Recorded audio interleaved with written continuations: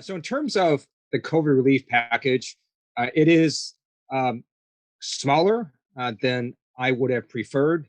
The House of Representatives passed on May 15th the $3.4 trillion HEROES Act. We then passed a second version after Mitch McConnell blocked the first one of 2.2 trillion. Again, Mitch McConnell, the White House blocked that. So we finally had to settle for this relief package of a little over 900 billion. So I think it's far too small. At the same time, it's better than nothing. And that's why I voted for it.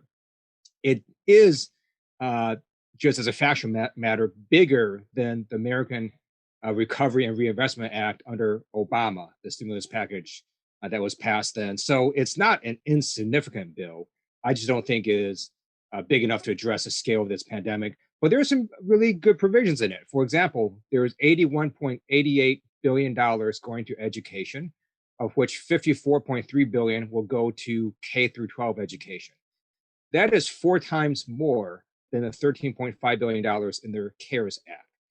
This legislation also has $25 billion going to rental assistance and extends a moratorium on evictions for another month.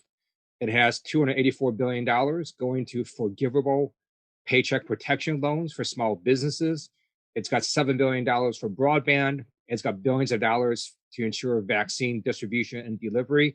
So there's a lot of very good provisions in this bill.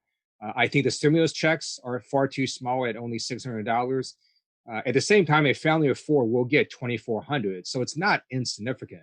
It's just not enough, in my opinion, and that's why I look forward to Joe Biden and Kamala Harris coming in on January 20th, and then we will try again with another round of stimulus next year. Mixed status families are included in this relief bill. In the first relief bill, if your spouse was undocumented, there'd be no relief. This one fixes um, that sort of glaring bad provision. And so, while we don't capture an entire family of undocumented, but if there's a mixed status family, we do capture that. If the Senate flips Democratic control, then I'm very confident there will be a third stimulus bill. If not, then I don't know. So we'll see. We'll see what happens. There were a number of instances of businesses getting paycheck protection loans that should not have. At the same time, the overwhelming majority of small businesses got the loans, but there were absolute abuses. And that's why the House of Representatives set up an entire oversight committee to look at how their stimulus funding is being spent. That work will continue. And the Small Business Administration has repeatedly said they're trying to fix those issues.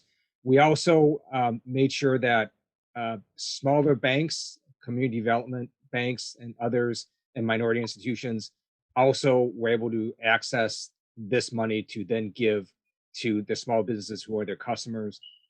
So it should be a better second version this time around, but we need to have continued congressional oversight, because my view is you just can't trust the Trump administration. And that's just an ongoing problem.